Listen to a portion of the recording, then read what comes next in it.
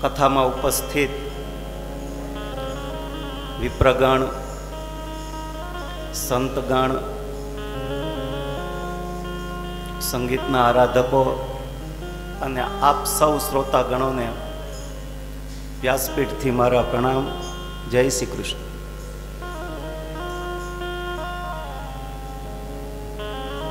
વડીલો, દિવ્ય શ્રીમદ ભાગવત કથા ગંગામાં આપણે સૌ સ્નાન કરી રહ્યા છીએ. આવો કથા ગંગાને આગળ વધારીએ. વડીલો, આ પુરાણ એવું દિવ્ય છે કે આ પુરાણ સ્વયં પરિબ્રહ્મ પરમાત્માએ પોતાના મુખે ગાયું છે. આ દુનિયામાં વડીલો ઘણા બધા ગ્રંથો છે, સદગ્રંથો ખૂબ છે, પુરાણો પણ ઘણા છે, પણ આ બધા પુરાણોમાં, આ બધા સદગ્રંથોમાં બે ગ્રંથ એવા છે કે સ્વયં પરમાત્માએ પોતાના મુખે ગાયા છે. એમાં એક શ્રીમદ ભાગવત અને બીજું ભગવત ગીતા. આ બે ગ્રંથ એવા છે કે સ્વયં પોતાના મુખે પરમાત્મા બોલ્યા છે. ગીતા વિશે તો આપણે બધા જાણીએ છીએ કે જ્યારે કુરુક્ષેત્રના મેદાનમાં કૌરવો અને પાંડવો વચ્ચે જ્યારે યુદ્ધ થયું અને એ યુદ્ધના પ્રથમ દિવસે અર્જુનને મોહ થયો કે આ તો બધા મારા સગા છે, આમાં મારે કોને મારવા? અને ત્યારે એ અર્જુનનો મોહ દૂર કરવા માટે 18 અધ્યાયમાં અને 700 શ્લોકમાં કુરુક્ષેત્રના મેદાનની વચ્ચે પરિબ્રહ્મ પરમાત્માએ અર્જુનને ગીતા સમજાવી. એટલે આ ગીતા સ્વયં ભગવાન પોતાના મુખે બોલ્યા છે. અને એક આ શ્રીમદ ભાગવત. વડીલો, આ ભાગવત વિશે આપણા મહાપુરુષો વ્યાખ્યા કરે છે કે ભાગવત શબ્દનો અર્થ જ એ થાય કે ભગવતા પ્રોક્તમ સ ભાગવતમ. જે વસ્તુ આપણને ભગવાન દ્વારા મળી છે ને એટલે એ ભાગવત કહેવાય છે. આ વસ્તુ સ્વયં પરમાત્મા દ્વારા આપણને મળી છે. જો આની ઉત્પત્તિ કેમ થઈ ખબર? સૌ પ્રથમ આદિનારાયણ પરમાત્મા, એની નાભીથી કમળ થયું, કમળથી બ્રહ્મા થયા. બ્રહ્માએ ભગવાનને પ્રાર્થના કરી, ભગવાન પ્રસન્ન થયા અને ભગવાને જ્યારે સામેથી એ કથા હમણાં આવશે, ભગવાને સામેથી આજ્ઞા કર્યું કે તમે સૃષ્ટિનું સર્જન કરો. ત્યારે બ્રહ્માએ એમ કહ્યું, પ્રભુ હું સૃષ્ટિનું સર્જન કરું પણ મને એવું વરદાન આપો કે જે હું સર્જન કરું ને એમાં મને મોહ ન થાય. એ સમયે સ્વયં આદિનારાયણ પરમાત્માએ 4 શ્લોકમાં ભાગવત બ્રહ્માને આપ્યું અને કહ્યું કે આ ચતુશ્લોકી ભાગવત તમે હૃદયસ્થ કરજો, તમને કોઈ વસ્તુમાં મોહ નહીં થાય. બસ આ ઉત્પત્તિ ભાગવતની ત્યાંથી વડીલો કે સૌ પ્રથમ આદિનારાયણ પરમાત્માએ 4 શ્લોકમાં ભાગવત બ્રહ્માને આપ્યું. પછી બ્રહ્માએ નારદને આપ્યું, એમના પુત્રને. ત્યાં સુધી ભાગવત ફક્ત 4 શ્લોકમાં જ હતું. પછી નારદજીએ આ ભાગવત ચતુશ્લોકી એ વ્યાસ મુનિને આપ્યું. પછી વડીલો વ્યાસ મુનિએ આ 4 શ્લોકમાંથી આ પુરાણની રચના કરી અને વિસ્તૃત કર્યું. ઈ 4 શ્લોકમાંથી 18,000 શ્લોક, 12 સ્કંદ, 335 અધ્યાય અને 75 લાખ શબ્દનું આ પુરાણનું નિર્માણ કર્યું. એટલે વ્યાસથી પછી આ પુરાણ 4 શ્લોકમાંથી 18,000 શ્લોકનું થયું. વ્યાસે શુકદેવજીને સમજાવ્યું, શુકદેવજીએ પરીક્ષિતને કથા કહી અને એ કથા આપણે સૌ વડીલો સાંભળી રહ્યા છે. એટલે આ મૂળ પુરાણ એની ઉત્પત્તિ આદિનારાયણ પરમાત્માથી છે. તો આવો વડીલો આ પુરાણની શરૂઆત કરીએ. કાલે આપણે મહાત્મા જોયું, આજે આ પુરાણની શરૂઆત કરીએ. તો શ્રીમદ ભાગવત મહાપુરાણના પ્રથમ સ્કંદના પ્રથમ અધ્યાયનો પ્રથમ શ્લોક. સ્વર આપો. જન્માદ્યસ્ય યતોન્વયાદિતરતશ્ચાર્થેષ્વભિ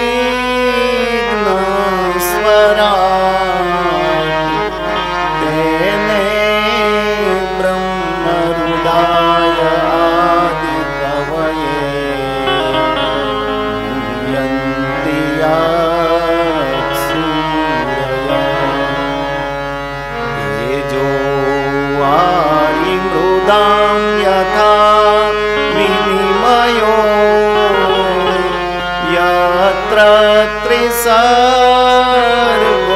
મૃષા દામ્નાસ્યેન સદા નિરસ્ત ઉહતમ સત્યમ પરમ સત્યમ પરમ સત્યમ પરમ.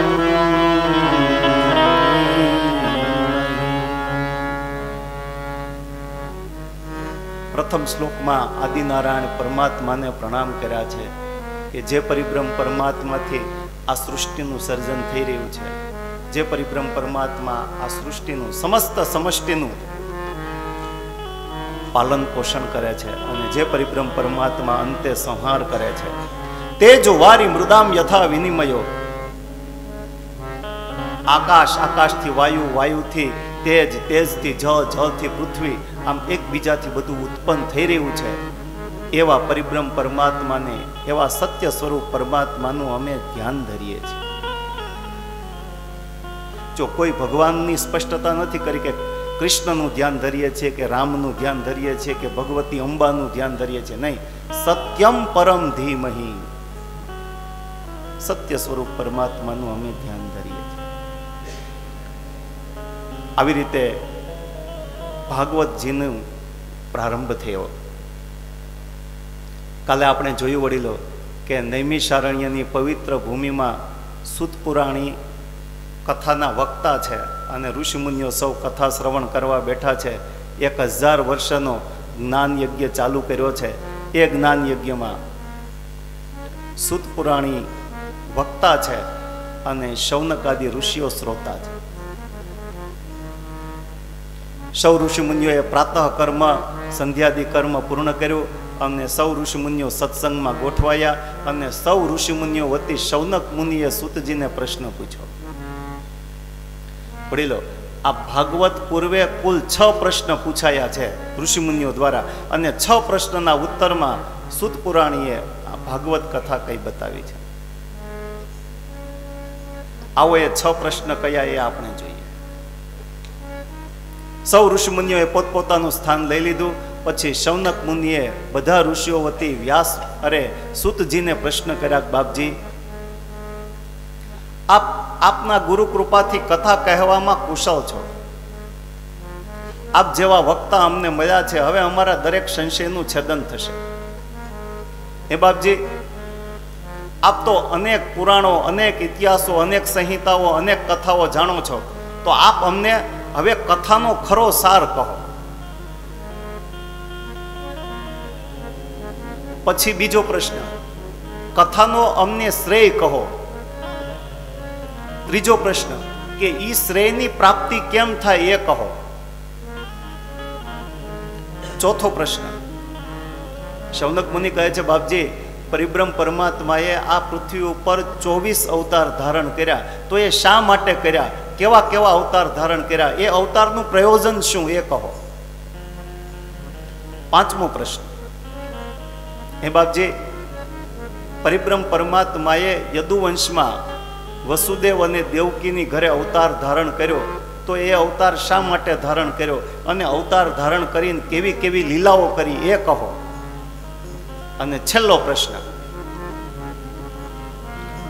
કે બાપજી, પરિબ્રહ્મ પરમાત્માની અવતાર લીલા ચાલુ હતી ત્યારે તો ધર્મ પરમાત્માના આશ્રય રહ્યો, પણ પછી પરમાત્મા સ્વધામ ગયા પછી ધર્મ કોના આશ્રય રહ્યો? વડીલો, ષડેશ્વર્ય યુક્ત આ 6 પ્રશ્નો છે અને આ 6 પ્રશ્નના ઉત્તરમાં શ્રીમદ ભાગવત પુરાણ સૂતજીએ ઋષિમુનિઓને સંભળાવ્યું છે. વડીલો, 12 સ્કંદમાં જે પ્રશ્ન પૂછાયા છે ને એ બધા પ્રશ્ન એટલા સુંદર છે કે આપણે સૌ સંસારી છીએ અને સંસારમાં ઉઠતા જે કાંઈ પ્રશ્નો છે ને એ જ પ્રશ્નોના ઉત્તર ભાગવતમાં બતાવવામાં આવ્યા છે.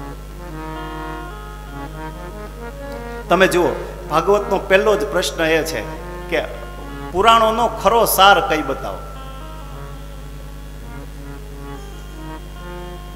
આ પ્રશ્ન કેટલો સુંદર, આમને આમ તમે સાંભળો તો તમને ખ્યાલ ના આવે, પણ હું તમને થોડી ચોખવટ કરું કે આ પ્રશ્ન કેટલો સુંદર છે.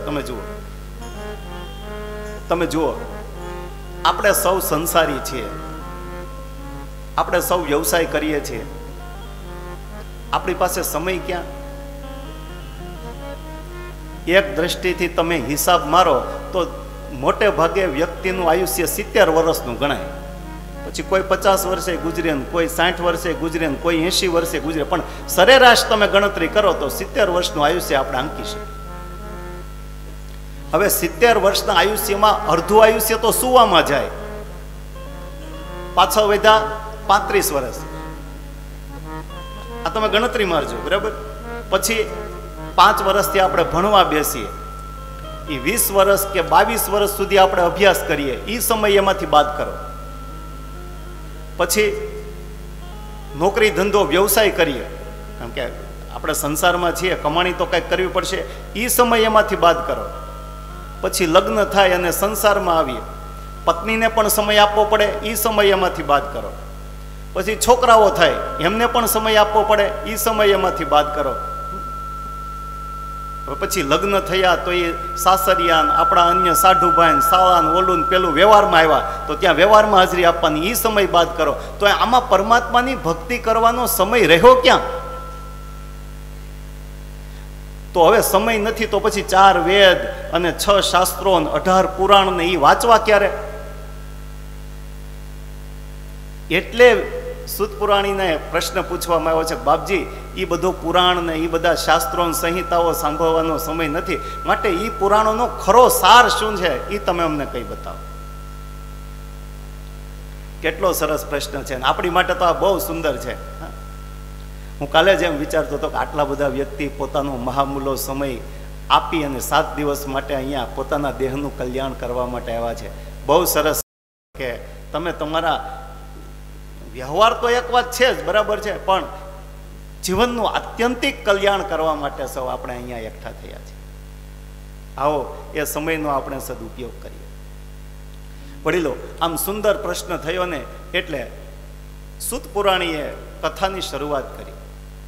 ભગવાન નર નારાયણને પ્રણામ કર્યા, દેવી સરસ્વતીને યાદ કર્યા, અને સુતજીએ કહ્યું કે મહામુનિઓ, તમારા પ્રશ્ન સુંદર છે. તમે એમ કહો છો ને કે હવે અમને કથાનો સાર કઈ બતાવો, તો સાંભળો, વેદોપનિષદામ સારા જાતા ભાગવતી કથા. જો તમારે સાર સાંભળવો હોય ને તો વેદ અને ઉપનિષદોનો કોઈ ખરામાં ખરો સાર હોય તો એ છે ભાગવતી કથા. માટે હું તમને શ્રીમદ ભાગવત સંભળાવું છું, એ તમે સાંભળો. વડીલો, આ 7 દિવસના પુરાણમાં આ 6 પ્રશ્નના ઉત્તર આપણને મળી જાય છે. શ્રીમદ ભાગવતની કથા એ 24 અવતારોની કથા છે પરમાત્માના. આવો તો હવે એ પ્રશ્નોના ઉત્તર જોઈએ. આપ સુતજીએ કહ્યું કે મહામુનિઓ,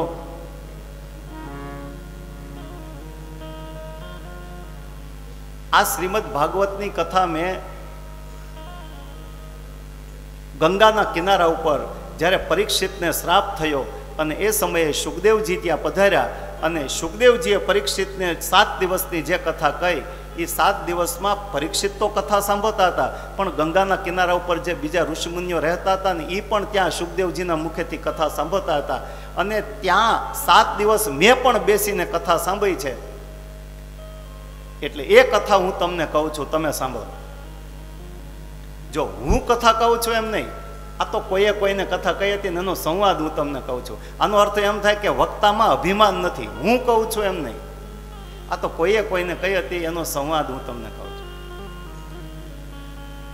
હવે આવી રીતે સુત પુરાણીએ વાત કરીને એટલે શૌનકાદી ઋષિઓએ પ્રશ્ન પૂછ્યો, બાપજી ઉભા રહેજો, તમે એમ કહો છો કે આ કથાની રચના વ્યાસ મુનિએ કરી, વ્યાસ મુનિએ સુખદેવજીને કહી અને સુખદેવજીએ મહારાજ પરીક્ષિતને કથા કહી, તો વ્યાસ મુનિએ આ કથાનું, આ પુરાણનું નિર્માણ કર્યું એ કોની પ્રેરણાથી કર્યું એ કહો. બીજું, સુખદેવજી તો કૃતકૃત્ય છે, અપેત કૃત્ય છે, એને હવે